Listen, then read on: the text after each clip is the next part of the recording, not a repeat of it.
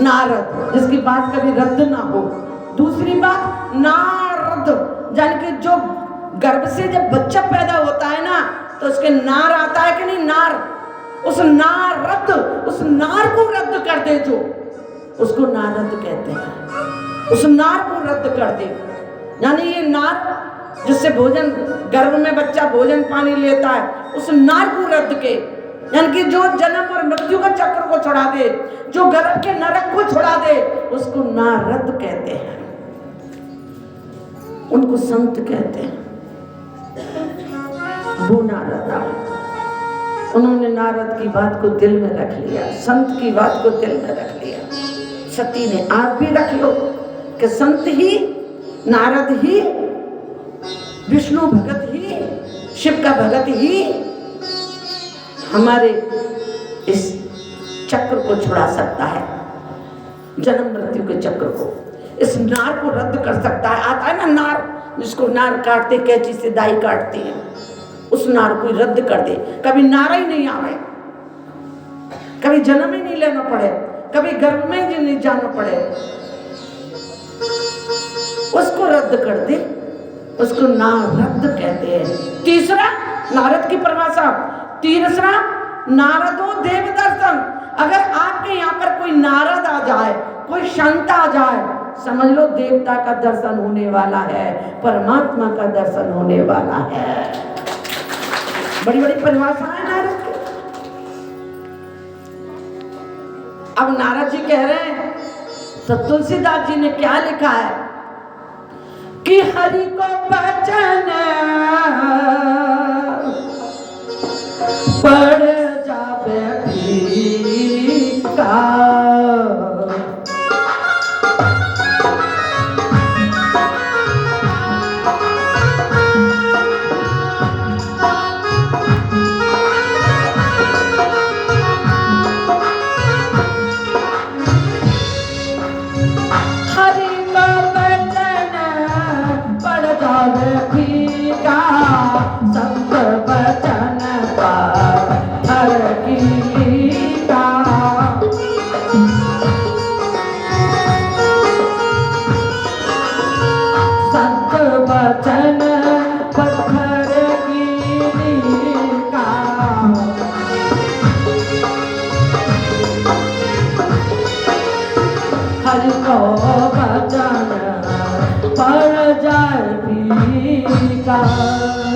भगवान का वचन फीका पड़ जाएगा, लेकिन संतों का, भक्तों का वचन कभी फीका नहीं होगा, क्योंकि अगर भक्त ने आशीर्वाद दे दिया तो भगवान फिर कुछ नहीं कर पाएंगे। ये आप भागवत में भी सुन चुके हो। क्या कि एक बार दुर्योधन गया था भीष्म पितामह के पास युद्ध के दौरान, तो 5 दिन के सेनापति भीष्म पितामह को बनाया था। तो एक दिन दुर्योधन जाकर के पहुंचा और जाकर कहने लगा, बाबा तुम मेरी तरफ से मन लगा के युद्ध नहीं कर रहे हो। बोले और कितना मन लगा के युद्ध करूं, नित्य प्रतिदिन 10-10 हजार सेनाओं को मार करके आता हूं। बोले 10,000 मारने की जरूरत नहीं है, 5 पांडवों को मार दो। बोले तेरी ऐसी इच्छा है तो अपनी पत्नी को भेज देना, भानुमति को। रात्रि को 12 बजे कोई पुरुष नहीं आने पाए सौभाग्यवती होने का आशीर्वाद लेने के लिए बाबा से। संत है वो, ब्रह्मचारी है वो, आशीर्वाद लेने भेज देना। और ये आपको पता ही है, आधी रात में भानुमति श्रृंगार करने में लगी थी आशीर्वाद लेने के लिए, 16 श्रृंगार। अरे संतों के सामने 16 श्रृंगार करना ही नहीं चाहिए। हाँ, तुम तो भक्ति है तो भक्ति की साड़ी ओढ़ियाओ, भक्ति का कजरा लगाओ, भक्ति की चूनर ओढ़ियाओ और चल दो। लेकिन वो श्रृंगार करने में लग गई। कृष्ण भगवान ने सोचा अगर मेरे बाबा ने आशीर्वाद दे दिया, मेरे भगत ने आशीर्वाद दे दिया तो मैं कुछ नहीं कर पाऊंगा। इसलिए वो तुरंत भानुमति को जाकर के रोक दिया कि 12 बजे कहाँ जा रही है? आए? बोले आशीर्वाद ले रे बाबा के। बोले काय को दोहरेन में कलंक लगावे, रात को जा रही है तो सुबह चली जाइयो। उसने भी सोच लिया सही कह रहे बाबा, कौन से दूर के हैं, यहीं तो रह रहे हैं डेरे डाल के। यही बात तुमने सोच रखी है गुरुजी कौन से दूर के रास्ता में पड़े तो चले जाएंगे। एक और दिन ना आया यार,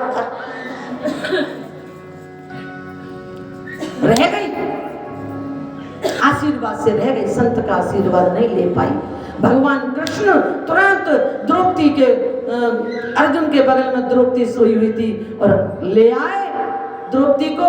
द्रौपदी ने ये भी नहीं पूछा कहाँ ले जा रहे हो, यो भी ना कहीं मोड़ो धोलन दो, यो ना कहीं साड़ी पहन दो, सोती है ये उठा लाए। तुम तो कह देंगी ने मोड़ो तो रन दो, ने रुक जाओ गुरु रुको, ने मोड़ो तो रन दो। और जानगी माँ उसमें कौन से में हाँ तैयारी करेंगी माँ जावे की, अरे ऐसी तैयारी क्या करना है, तैयारी करनी है परमात्मा से मिलने की। सोती है ये उठा लाए और जाके कह दिया, अंदर जाके दिया एक बाबा बैठा है समाधि लगा के और चरणन में ढोक लगा दे, जब तक आशीर्वाद नहीं मिल जाए, जब तक अपने मस्तक को मत उठा लेना। और खुद बाहर बैठ गए। तुरंत द्रौपदी अंदर गई और जाकर के चरणों में ढोक लगा दिया। बाबा ने देखा एक सधवा नारी है, एक सजी धरी जाए सुपड़ का बन के और एक बिल्कुल सज्जन बन के जाए।